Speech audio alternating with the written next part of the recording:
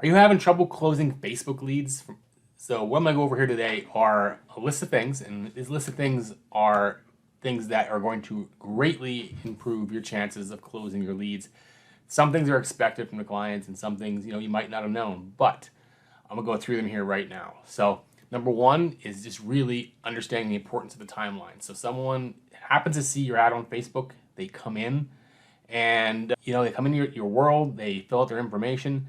Now they weren't looking for you, so they're not like at 8 or 9 on the buying scale unless you got them completely by chance, which again, that you get those. But most people are going to be like a 4 or a 5 on the scale of 1 to 10 as far as buying. So what that means is your need to respond quickly is imperative. It has to be fast, because a couple of things are going to happen once they responded to your ad. Facebook can say, "Oh, these guys are responding to ads that are about this home service. Could be carpet cleaning, could be pressure washing, could be window cleaning, whatever."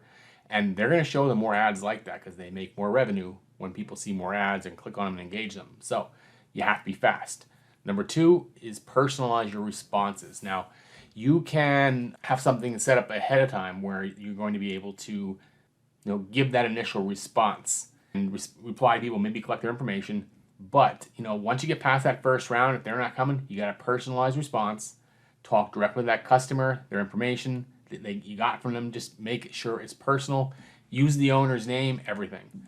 So from there, you want to use a CRM. Now, a lot of people have these, a lot of people don't. I know early in my business days, we used to use an Excel sheet, or I think it was Lotus 123 before Excel way back when. Obviously now we have our own CRM that we use, but again, you need to put your leads into there, mark them by a stage, by new, followed up once, followed up twice, whatever. I mean, you can still use an Excel sheet if your lead flow is low, but the CRM will allow you to do some automations, but you got to keep track of them and keep after them consistently. Number four, you need an autoresponder. You could have a text autoresponder, you could have email autoresponder, you could have both. You can use Facebook Messenger, but the thing is you need to respond back to these people immediately. And the other part about that is even if you can't get back to them personally immediately, this is going to make them heard. So you think about this: if you're looking for a plumber, you're looking for your roof's leaking, whatever, you're going to call until you get somebody. But if you call somebody and you get an immediate text response like, "Hey, we'll reply back to you within the next 30 minutes," and you felt heard, you might stop looking. And it's the same thing with pretty much any home service. People will keep looking until they feel heard and someone is responding, at least to get a quote scheduled or something of that matter. Fifth thing is you want to provide value in your follow-up. So again, don't just treat people like they're at McDonald's or Burger King and they're buying a Big Mac or a Whopper. They don't really know what's behind what you do. So providing value in your follow-up is, again, you might have a little series where you'll send a video and explain to them, we're going to walk your property, we're going to look for things that are wrong, we're going to take some pictures and do a full evaluation and an estimate. So really you want to do is provide value in the follow-ups. Again, a really good way of doing that is sending video in your follow-ups, explaining your processes, maybe your services in depth, something else. The sixth thing is to train your team. I know you as the owner, you're going to treat this like it's your baby. Your people might not always, and sometimes when they don't, it's your fault because you don't have them trained properly on how to talk to people, how to respond to them, how to upsell. So just ensure everyone that handles leads, in any capacity in your company, has some kind of training, some kind of ability, or even some kind of a checklist to follow, depending on what the lead said. This is where you go for it next. Seventh is you want to ask for feedback. So if a lead does not convert, that means, all right, you put out your proposal, they told you no, we're going to go with someone else. And again, I know a lot of times it might be price, might be, you might know if it might be lead time if you're a really busy company, but also if your lead time's out too far, that means you should probably get some more people, more help.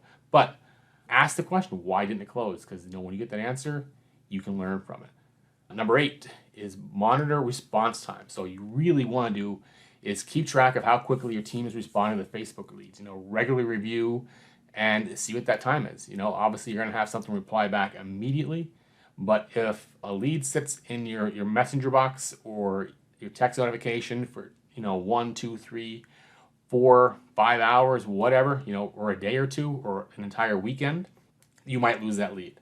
It could go cold. It might not. You still got a chance. But the thing is, when they are submitting the information, it's on top of mind and it's hot.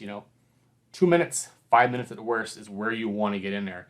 And I know that might sound like it might be hard to do, but the thing is, you got to find ways to do it, put people in place, put systems in place, and if there's no one else available, do it yourself. And it's your business, your baby, your revenue.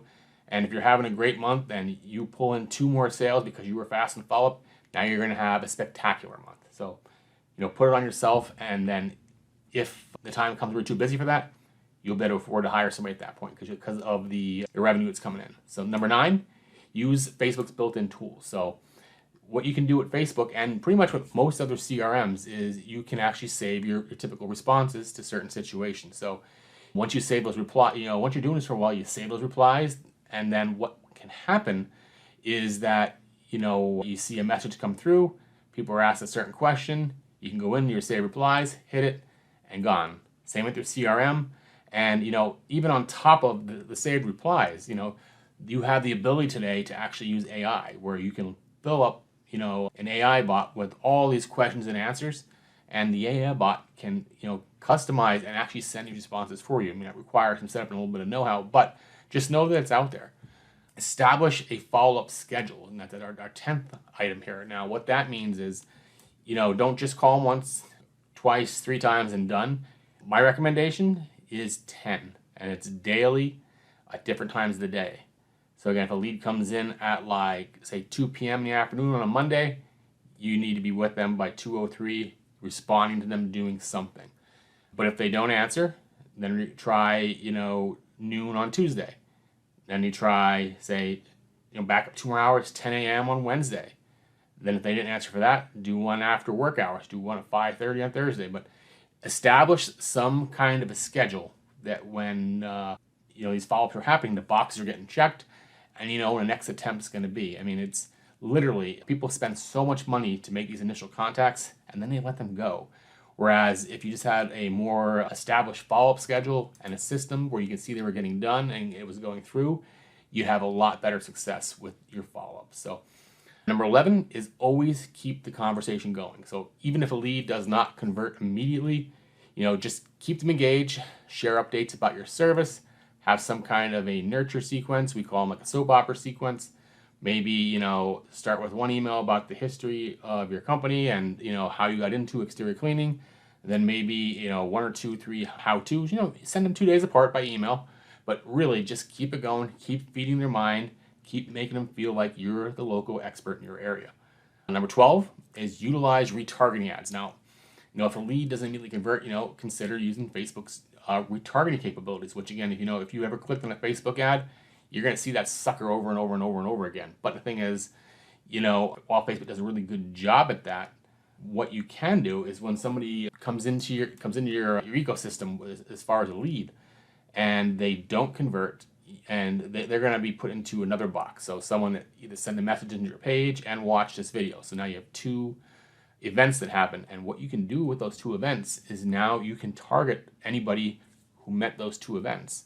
So they watched a video, they submitted a form, and they did not, officially book a closed job with you. So if someone meets those 3 criteria, which you can all do in the audience section of Facebook, now you can run a different ad. Be like, hey Bob, we noticed you started filling out the form, but you did not book a job with us yet. Is there something going on? What can we help you with? And literally, that's your ad. We think you forgot. Did you forget about us? Kind of an ad.